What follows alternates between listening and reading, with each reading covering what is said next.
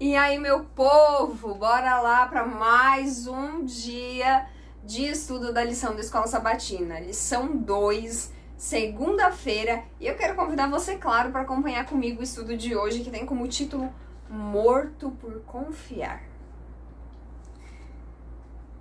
Caim, digamos assim, ele era um pouquinho autossuficiente.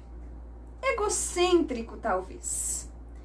Só que antes dele se rebelar e confiar em si mesmo e achar que as coisas deviam acontecer do jeito que ele pensava e que só isso era o certo, aconteceu o quê? Uma amargura no seu coração. Alimentava um negocinho ruim, sabe?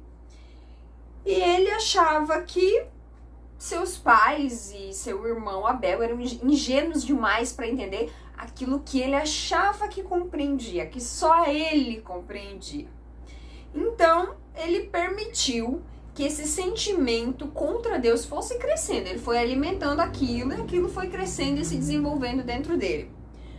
Quando ele se distanciou de Deus, ele perdeu de vista o seu caráter.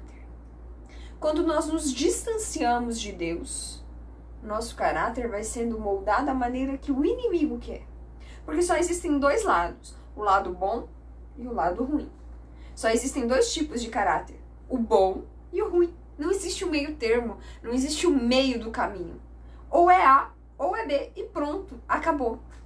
Não existe em cima do muro, não existe um morno. Ou você tem um bom caráter ou você não tem. E ali, quando Caim resolve se afastar de Deus, ele perde de vista exatamente tudo aquilo de bom que provém de Deus. Será que ele começou a pensar que os seres humanos eram vítimas de um Criador e manipulados e oprimidos por um Deus duro, severo e mesquinho? Talvez pensasse que a maneira como Deus havia tratado Adão e Eva, e por extensão a ele mesmo, expulsando-os do jardim, era ainda pior que o erro do casal. Afinal, o fracasso de Adão e Eva não foi algo realmente pequeno? Por que então todo o planeta foi amaldiçoado por uma escolha que só duas pessoas fizeram? Por que todo mundo tinha que pagar o pato, sendo que a escolha foi somente de Adão e Eva? Por que ele estava pagando por aquilo que ele não havia feito? Por um erro que ele não havia cometido? Abel, então, por outro lado, mesmo vivenciando e sentindo as consequências da maldição, sentindo as consequências do pecado, ele decidiu aceitar seu trato com a humanidade como algo justo, o trato de Deus. Crendo em sua justiça e misericórdia, confiando na redenção prometida. Decidiu então se humilhar diante da mente superior, sob a autoridade de uma sabedoria que nem sempre pode ser compreendida por mentes limitadas e pecaminosas. Nós já vimos um pouquinho disso aqui na semana anterior. O quanto a nossa mente é limitada, o quão pouco nós sabemos em relação a Deus. Porque a nossa mente não tem capacidade de compreender um Deus tão grande, tão soberano. Somente quando formos transformados e levados ao céu é que compreenderemos plenamente a Deus.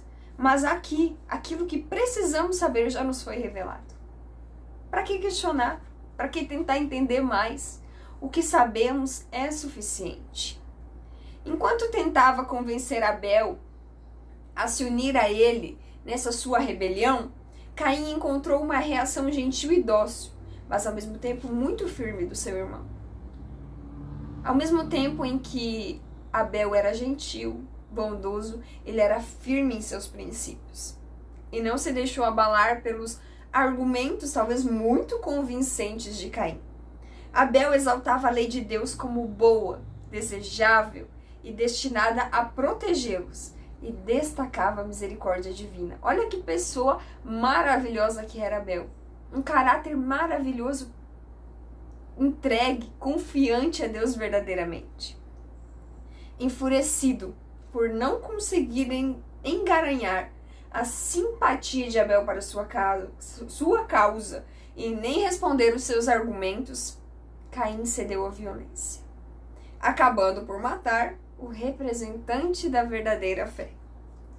A mesma coisa acontecerá no fim dos tempos, entre aqueles que confiam no Senhor e aqueles que afirmam adorá-lo, mas não o adoram verdadeiramente. A perseguição mais dura virá de dentro do povo de Deus. A perseguição mais dura, mais difícil, virá daqueles que hoje te acompanham nos bancos da igreja, mas que não adoram em espírito e em verdade. Virá de Caíns que nós temos dentro das igrejas. Por mais duro que seja, Ellen White afirmou isso em diversos livros, que os nossos irmãos nos perseguirão. E você está preparado para isso? Para ser como Abel, dócil, gentil e ao mesmo tempo firme em seus princípios, ciente daquilo que você quer verdadeiramente?